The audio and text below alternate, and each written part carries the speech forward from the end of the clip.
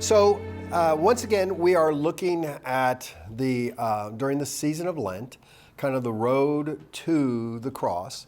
And we've been focusing on the prophecies as they come to us from the book of Isaiah.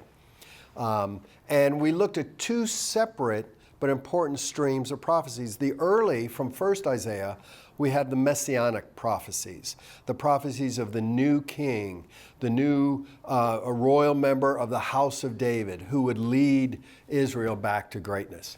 And then from second Isaiah, we get the suffering servant songs, which the choir tends to sing. Handel's Messiah is a mashup of the two messianic and then the suffering servant songs. And it talks about someone who will redeem Israel from their sins. Someone will suffer, someone will die, someone who will not raise their voice, not cause a fuss because of the suffering. But their suffering will be redemptive and healing for the people of Israel. Now today we're moving to what I would call the synthesis of all this. Jesus as the fulfillment of the messianic and the servant songs in the New Testament. And we're going to focus heavily, particularly on a few verses within Matthew, where Matthew pulls this all together. So it's these two separate. Remember, at this time, no one was thinking that the suffering servant and the Messiah were the same. Two separate things. And now we find in the New Testament they're being pulled together as the writers reflect on the life and death and resurrection of Jesus. Okay? So the Isaiah paradox, as I said, how can the Messiah also be the suffering servant? Suffering and dying was the exact opposite of what they were expecting from the Messiah. It seems like these were two things that do not go together at all. Contradictory ideas. There's no way the Messiah is going to suffer and die. Otherwise, that would seem to say they couldn't be the Messiah if they suffered and died. So that's the paradox. How can these two separate things be one? Well, Jesus self-identifies as the fulfillment of both the messianic and the suffering servant prophecies in the book of Isaiah. So we first get this from Jesus himself. Some examples of Jesus self-identifying. In Luke, when Jesus came to Nazareth, where he had been brought up, he went to the synagogue on the Sabbath day, as was his custom. And he stood up to read, and the scroll of the prophet Isaiah was given to him. And he unrolled the scroll and found the place where it was written. Now this is the quote from Isaiah. "The Spirit of the Lord is upon me because he has anointed me to bring good news to the poor." Does it sound familiar from last week's servant song? "He has sent me to proclaim release to the captives and recovery of sight to the blind, to let the oppressed go free and to proclaim the year of the Lord's favor." And he rolled up the scroll and gave it back to the attendant and sat down. And the eyes of all the synagogue were fixed upon him. Then he began to say to them, "Today this scripture has been fulfilled in your hearing." Okay? Pretty clear, self-identifying, claiming this as himself, right? The fulfillment of Isaiah's prophecy. Now, for those of you who know your Luke, this comes at the very beginning of Jesus' public ministry. All right, he's just been baptized by John. One of his first stopovers here is in this synagogue, and he reads the scroll and says, "And today this has been fulfilled in your hearing." And what is the response? They don't like it. They don't like it. In fact, they chase him out of town and attempt to throw him off a cliff. Yeah.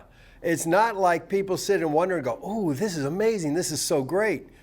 They are like, "You lying blasphemer." They do not like the idea of this Jesus of Nazareth claiming to be the fulfillment of the prophecies. And this is also a theme that we find throughout Jesus' ministry. When Jesus makes a big claim for himself, there was always someone or some people there who try to shut it down. It wasn't, we go, oh, this is great, Jesus. And they're going, no. Always the pushback, right? But isn't that true of just about any big idea in the world? There's always pushback. There is always resistance, even sabotage. I do a lot of coaching of some of my colleagues in ministry, and they're always amazed that many members of the congregation don't share their ideas of what would be great for the church to do. And I tell them, if there is no resistance, if there is no attempt at sabotage or pushback, you're not dreaming big enough dreams. Because if it's a big dream and if it's a good dream, someone's going to fight against it. And if no one's fighting against it, it means, it doesn't move the needle. No one cares that much. Calling Deputy Gonzalez. This is Kyle. I'm back. Any of y'all Deputy Gonzalez? No. Okay. We're good. So we find this in Jesus also. Pushback, resistance, and we're going to get into a particular story later, but not exactly acceptance of the idea of Jesus being the fulfillment of these prophecies. Another example from Luke 22. For I tell you, the scripture must be fulfilled in me. And he was numbered among the transgressors. Once again, from last week. What is written about me is being fulfilled from the Last Servant song from 53. So once again, literally claiming he is the fulfillment of the prophecies of Isaiah. So when I say that the New Testament writers put it all together, what they did was they reflected on Jesus and some of these statements he made and say, look, we've got a thing here. Jesus is claiming this, and then they're drawing on Isaiah. From Luke 24, then Jesus said to them, oh, how foolish you are and how slow of heart to believe all that the prophets have declared. Was it not necessary that the Messiah should suffer these things and then enter into his glory? Then beginning with Moses and all the prophets, Jesus interpreted to them all the things about himself in all the scriptures. This, of course, is post-resurrection when he's meeting with his disciples. But once again, claiming to be the fulfillment of these Old Testament prophecies.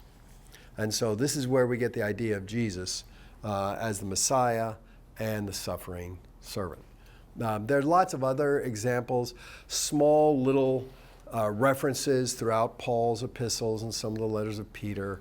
But they're kind of, I was trying to work with some of those, but the problem is those are like, if you know kind of things. They don't lay it out as clearly as some of these in the Gospels. So that's why we just went with these. But the New Testament, they're like little Easter eggs throughout the writings of the New Testament. Okay, any questions so far? We good? Okay. Now we're going to focus in on the Gospel of Matthew. And I love this quote from Overman. The Gospel according to Matthew, more so than any other piece of early Christian literature, highlights the Jewish origin and identity of Jesus and his mission as the fulfillment of Jewish prophecies, especially those of Isaiah. Okay, so if any of y'all have ever read the NRSV version of the Bible, the New Revised Standard Version, it's a fairly standard, well-known. Overman was one of the general editors, and he was the primary translator from the original text for the NRSV for the Gospel of Matthew. He's kind of considered one of the world's great authorities on Matthew. And I love this quote. So remember that when we first got the Gospels, right, they didn't come as a package set. Each one was circulated independently, written by distinct people and at different times, and they had different intended audiences. We know this because of the things that are mentioned and the things that are not mentioned.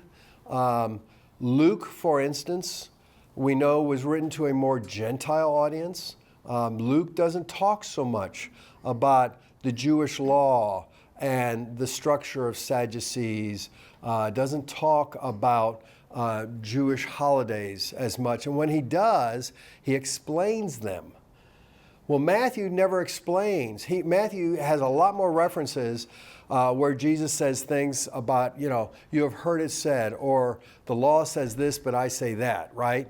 Much more interaction with Jewish law. And when there's a Jewish custom or holiday, Matthew doesn't explain them, where Luke does, because Matthew's assuming his audience knows these things. And through vocabulary and things like that, they've determined that more likely Luke was writing to a Gentile audience that didn't really understand all these Jewish holidays, customs, and laws. Whereas Matthew, it's a taken for granted that people he's writing to understood, and he didn't have to spend a lot of time explaining stuff. So Matthew is considered more the gospel for the Jewish background, many of whom were converting. But remember, at this time, the church is still part of the synagogue. And so these are Jewish Christians. These are Jews who really are not messianic whatsoever, but people with that Jewish background. All right? Does that make sense? So it's really not until centuries later that they all, of course, get put together. And sometimes now, because we read one after another, we kind of conflate them, and it just becomes one big gospel. But when you really study it, you realize all four of the Gospels have a distinct flavor and kind of focus to what they're talking about. It's all Jesus, but they have their own unique way of what they emphasize, what they explain and what they don't explain, what they leave in and what they leave out. Okay, so the paradox, how can the Messiah be the suffering servant? We find the fulfillment of this paradox in Matthew 16, 13 to 23. This is where Matthew, in his brilliance, pulls together these separate traditions. Now, when Jesus came into the district of Caesarea Philippi, he asked his disciples, "Who do people say that the Son of Man is?" And they said, "Some say John the Baptist, but others say Elijah, still others Jeremiah or one of the prophets." Jesus said to them, "But who do you say that I am?" And Simon Peter answered, "You are the Messiah," claiming Isaiah's Messiah, "Son of the living God," a political term for Caesar. Caesar was son of the living God. So you are the Messiah, you are the Son of the living God. Very controversial. And Jesus answered him, "Blessed are you, Simon Ben-Jonah, for flesh and blood has not revealed this to you, but my Father in heaven." Okay, this is a divine revelation. You could have never figured out that I was the Messiah. You know why you could never figure out that I was the fulfillment of the Messianic? Because he hadn't read the Gospel of Luke yet. That was a joke. He hadn't read the Gospel of Luke. From that time on, Jesus began to show his disciples that he must go to Jerusalem and undergo great suffering at the hands of the elders, chief priests, and scribes, and be killed, and on the third day be raised. Wait a minute. Peter doesn't claim any of that. Peter claims him as the Messiah, the great one who will lead Israel back to greatness, the house of David resurrected, right? It's Matthew after that says, and then Jesus kind of corrects him and says, "Yeah, I'm the Messiah. God showed you that. But here's what the Messiah is going to do," right? And this is where Jesus messes up Paul's thinking. And Peter took Jesus aside and began to rebuke him, saying, "God forbid this, Lord. This must never happen to you." But Jesus turned and said to Peter, "Get behind me, Satan. You are a stumbling block to me, for you are setting your mind not on divine things, but on human things." Remember the resistance we talked about, the backlash? Peter's not ready to accept that the Messiah, who he aced that test, is going to suffer and die on behalf of the people. This just cognitive dissonance. You're familiar with that? Two things that just don't get meshed in the mind. Peter's having a serious case of cognitive dissonance. How can these two things be one? And Jesus has to take him aside and rebuke him because it's like, this, don't resist this. This is the way it works. The Isaiah challenge in Matthew, a few verses later, Jesus says to his disciples, "Whoever wishes to be great among you must be your servant, and whoever wishes to be first among you must be your slave, just as the Son of Man came not to be served, but to serve, and to give his life as a ransom for many." All right, here Jesus is putting out what it means to be the Messiah and the suffering servant. Whoever wants to be great, the way you become great is by sacrificing yourself, is by giving up yourself. That's how he's redefining not only greatness, but he's redefining the whole idea of the messianic king that we found in Isaiah.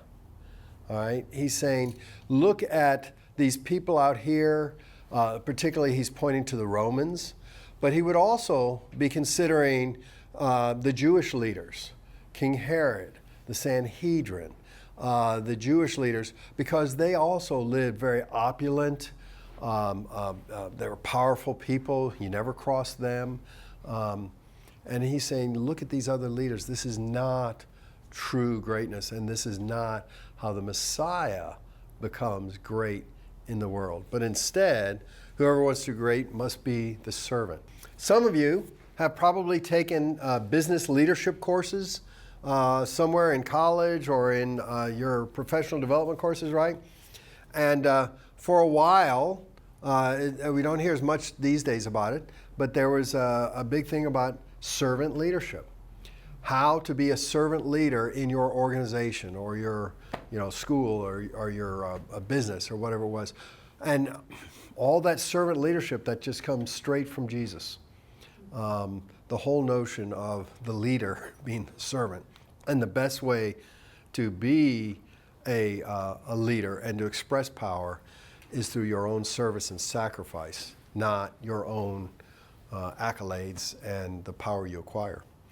So this is really setting the whole idea of leadership and power on its head, but also very explicitly meshing the two together. And it becomes a challenge because he's not just saying this amongst himself. Remember, this comes after a conversation amongst the disciples. Lord, can we sit at your right hand? Can we be, part of the inner circle, the powerful elite within the new, reestablished kingdom of Israel, the kingdom of God? Can we be the top dogs in your circle? And this is Jesus' response to them. Or it's part of Jesus' response. There we go. To them. So this is a real life example. And Jesus is telling them, hey, you want to be my right-hand man? You want to be at the top of the heap? Well, this is how it works. And he says he goes on to say, literally, can you drink the cup that I am about to drink? Can you make the sacrifices that I am about to make? That's the question. And it continues to be the question for us. And I got to say, as a clergy person, this is incredibly compelling and binding upon me. I have always found this, and this is one of the reasons why people like Joel Osteen annoy me. I'm just sorry. This whole, I don't think preachers need to be paupers. They shouldn't have to beg for a bowl of soup every day just to feed their family. But on the other hand, there is nowhere in the Bible or scriptures where there's precedent for these preachers being incredibly wealthy and having all this excess. And it's like, did he not read this part of the Gospels? And he's not alone. There are preachers here within Austin who are living incredibly outrageous. The worst one, and he's passed now. So I'm going to talk about him. And I'm not going to use his name. But when I was in Dallas in the 80s, televangelism was a big thing. And there was a guy And he had a mega church, non-denom, in Dallas. And he had this late night TV show. It came on like same time as Johnny Carson and the late night shows, and would come on. And occasionally I'd flip through there.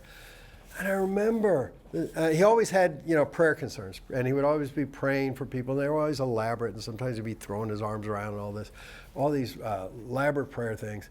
And then he would say,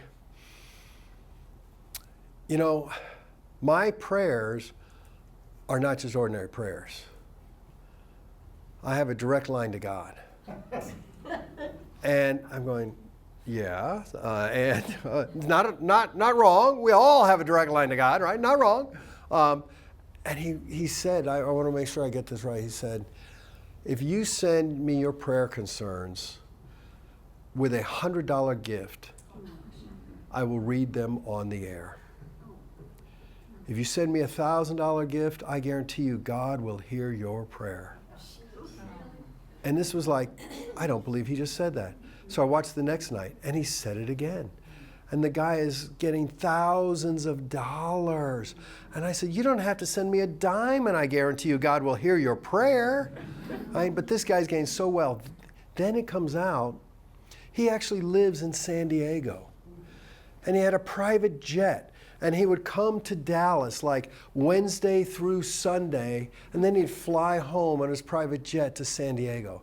And this is in the 80s. This is before the whole prosperity gospel thing was, it's like, what? I mean, it was pure manipulation. And it's like, it really, there are a lot of wolves in sheep's clothing out there. There just are.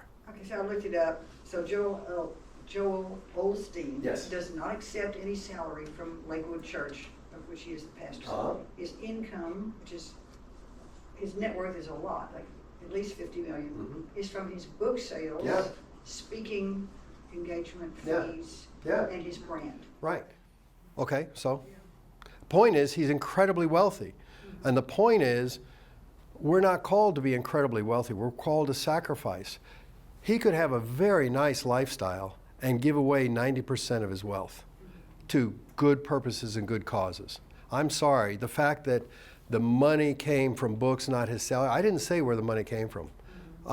Point is, he's living a very lavish lifestyle, which is not the lifestyle that Jesus called his followers, especially those who would be leaders in the church, to follow, regardless of where the money came from. I didn't say it was ill-begotten. I just said, he may not be fleecing his flock like the other guy was, but he's still incredibly wealthy. And leaders of the church don't need to be incredibly wealthy. There's so many other things that they could be doing with that money. Yeah. You haven't convinced me. I'm still not a fan. So I was just reading reading the facts. I think it's well known that his books, yeah. Do you know he also has a 5-person writing team for his sermons? He has a writing staff that help him write all those sermons. It's like, man, what kind of preacher could I have been if I had had a writing staff, I could have had some good jokes. So anyways, redefining leadership. But I'm going to say, I'm thinking, what would it be like in the world today if every Christian, whether you're currently in a leadership position or not, we all have spheres of influence, right? What if all of us looked at our spheres of influence and tried to be a little more servant-like? That's not very politically correct these days. Politically correct these days is lavish and power and arrogance and all that stuff.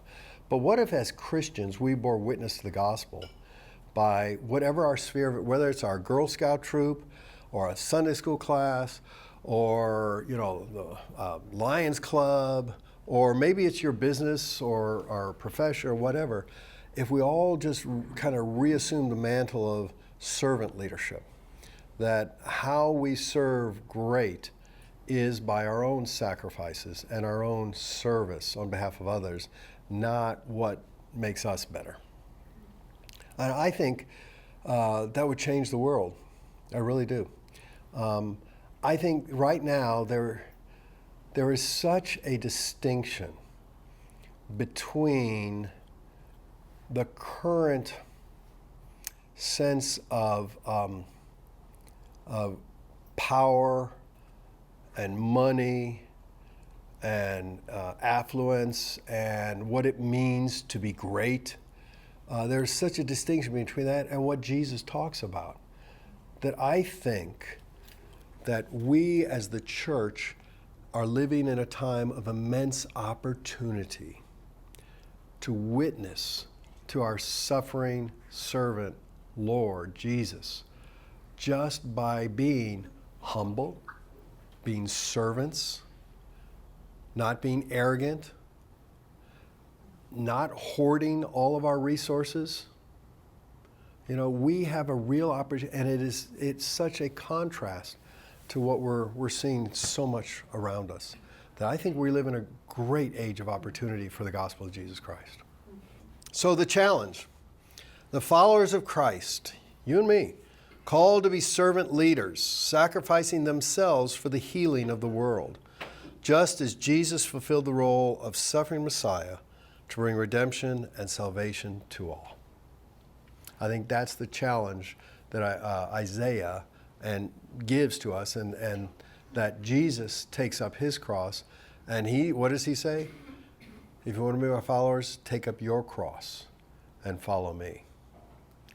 And I think that's where we all are. What a difference we could make in the world if we did this. And this, once again, doesn't mean we have to live in a van down by the river. You know, Jesus knows we got bills to pay. I get it. But Jesus also said we need to be generous. You know, we need to be sharing the resources that we have.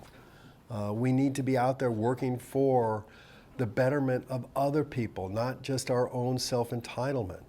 You know, we need to be working for the healing and reconciliation of the world, or of our sphere of influence, whether that's our friends, our family, our bridge club, whatever. This is our task as Christians.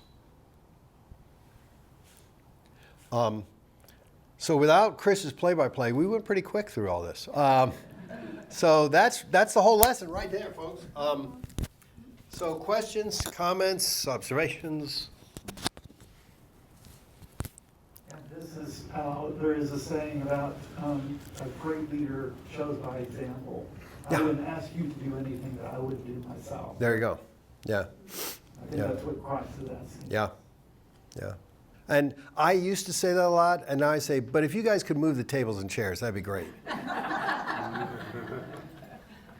So, yeah, Barb. We've read 2 books now in book club. One we just finished, Becoming Madam Secretary, and the other one we'll read is coming up soon, From Darkness to Sight. And in both cases, their childhood experiences of the main character is what led them on a path of serving others. In one case, it's Francis Perkins, who was behind helping get us out of depression, got Social Security and stuff. Mm-hmm. And it was when women didn't do that. Mm-hmm. But her religion actually taught her servanthood.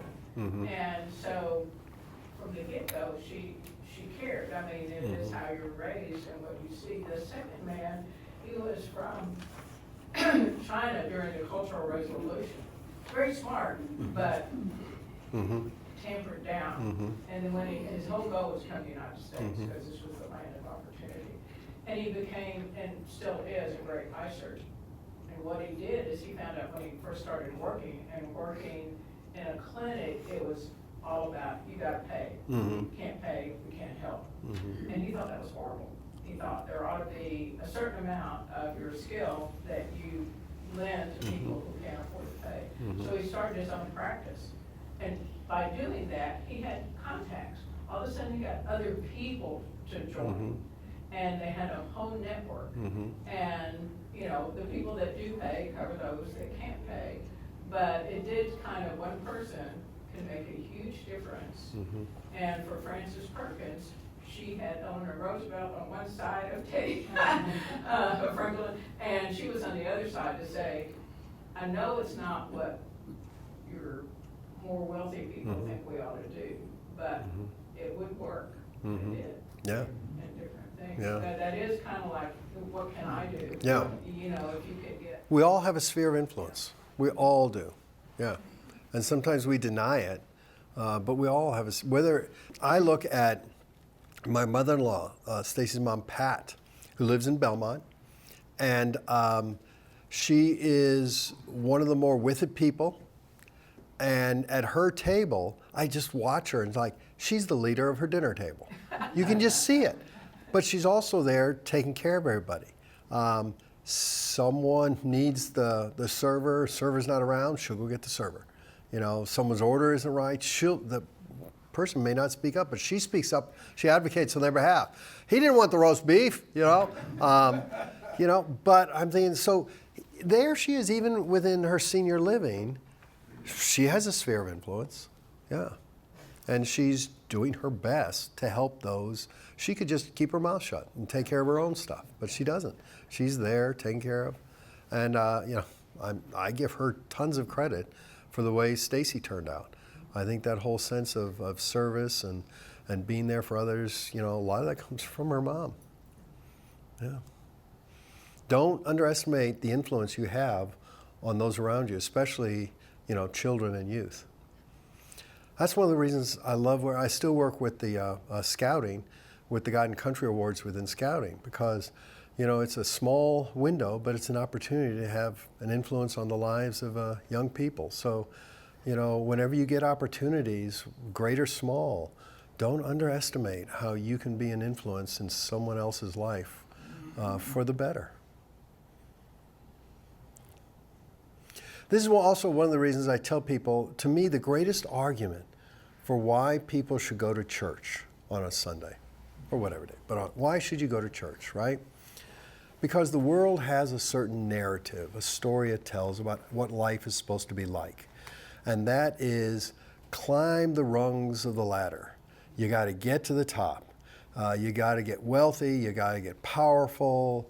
You have to live your best life, right? Very few people are ever going to make it to the top. The things that you have to do to get there often diminish who you are as a human being, a child of God. Do you remember Longines? You remember the wealthy, the jeweler? They used to have an advertisement that said, you can never be too rich or too thin, right? And I forget, I think it was E.F. Hutton. Doesn't matter what you make, it's how much you keep. Remember all those slogans? Well, they've all kind of reinvented into different slogans, but the message is still out there, right?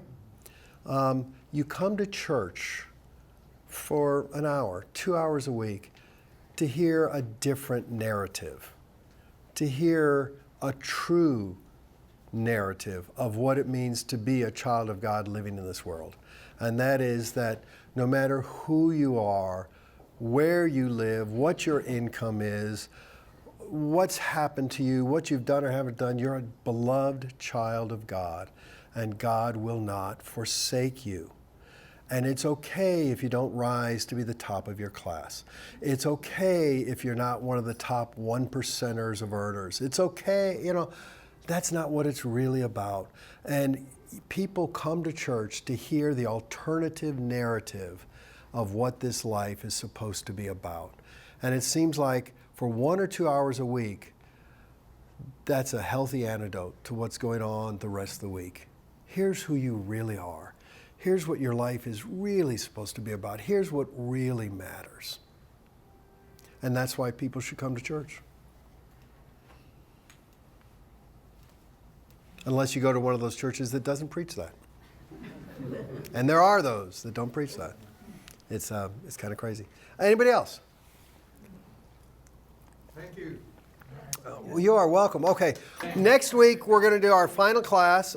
It's Palm Sunday. Can you believe it's Palm Sunday next week? And we are going to look at Psalm 22 because some of Jesus' last words on the cross are actually quoting from Psalm 22. So it's a very prophetic psalm. So we're going to look at Psalm 22 next week.